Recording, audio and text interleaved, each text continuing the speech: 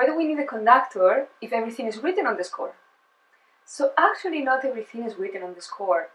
The score is like a map, and it's the job of the musicians to find the treasure.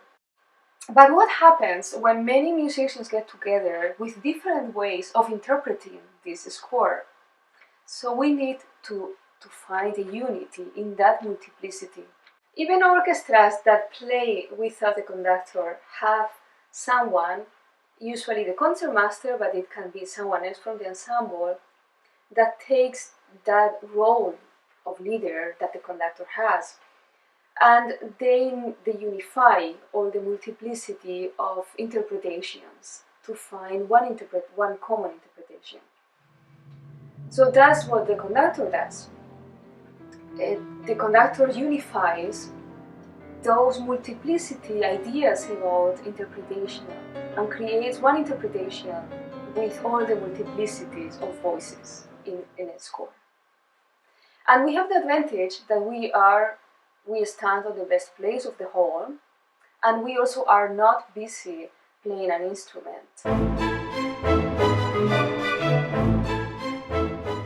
So usually large compositions always need a conductor. So when we have a big orchestra with lots of players, with lots of voices, we actually need someone that the musicians can see. But sometimes also smaller ensembles need a conductor. So with smaller ensembles, the conductor is often a facilitator. So in this case, is the conductor the leader, as I explained before, but it helps them, for instance, in contemporary music, very complex music, to focus on their part, to focus on their technical difficulties, and liberate them from counting measures, for instance.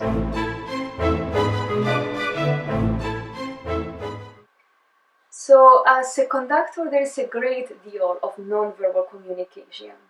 Lots of what we do is through gestures, through our eyes, through our body language. There are, of course, phrases we also have to talk in rehearsal, but most of the work happens actually at that non-verbal level. So we train for many years to master those gestures and communicate the music, what we want musically, through those gestures. But communication happens also in both ways. We have to always remember that when we communicate something, that the other person also receives that and communicates something back in some way or another, whether it's non-verbal or verbally. So in an orchestra, that happens as well. So when we are sitting or when we are standing in front of the orchestra and the conductor gives a gesture that communicates something musically to the orchestra, they respond and they are communicating back something.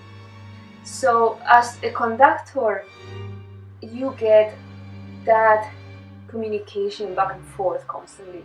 It's more like dancing with a partner, actually. So when you're dancing with someone, you're not just leading someone or being led by someone. It's more in good dance partnerships. There is a lot of that movement back and forth. So with conducting is exactly that. We do that as well. So that's actually more a matter of taste. There are conductors that always conduct without baton. There are others that conduct always with baton. As a rule, the baton is used as a prolongation of the arm.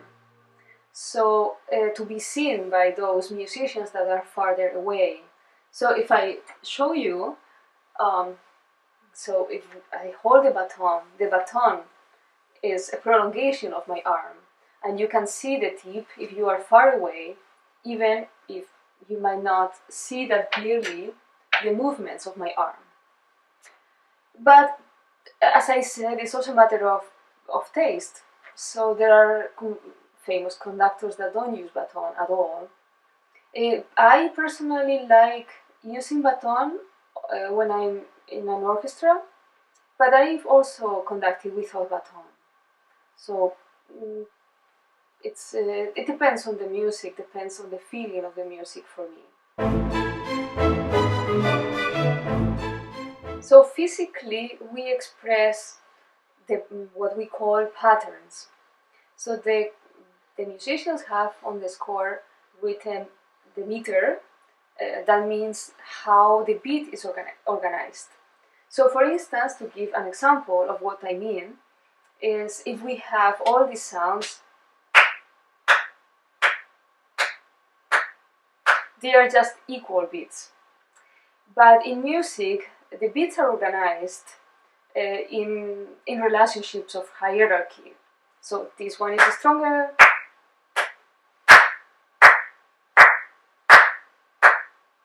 So I'm doing this. 1, 2, 3, 1, 2, 3, 1, 2, 3. Sorry, in German, 1, 2, 3. So when you have that, then the musicians have that expression, and you can show the pattern. So this, for instance, the 3/4, we show it this way.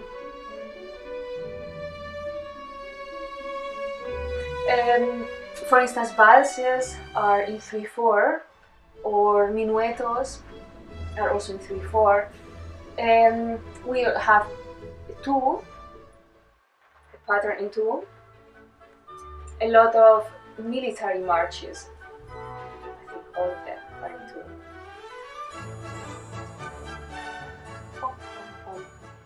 And then we have, for instance, 4. There are many variations of that. 1, 2. But those are just the basic things. Of course, we also have to show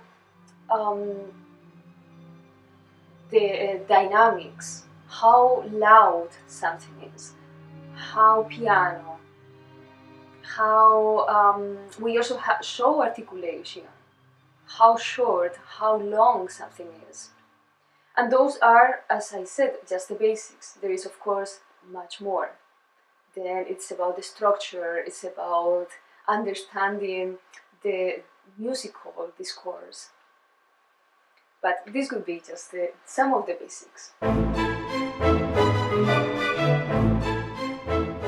There is no unique path. There are as many paths as there are people. What everybody should have is a very strong foundation in music. You should play an instrument, at least one or more, and understand theoretically the other instruments.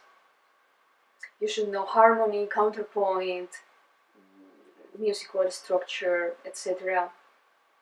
Being a conductor or being a musician is actually a lifetime goal. Hey, my name is Mercedes Diaz Garcia. I'm an orchestra conductor, and I hope you enjoyed this video and perhaps it answered some of the questions you might have or introduced you to a little bit to the world of conducting.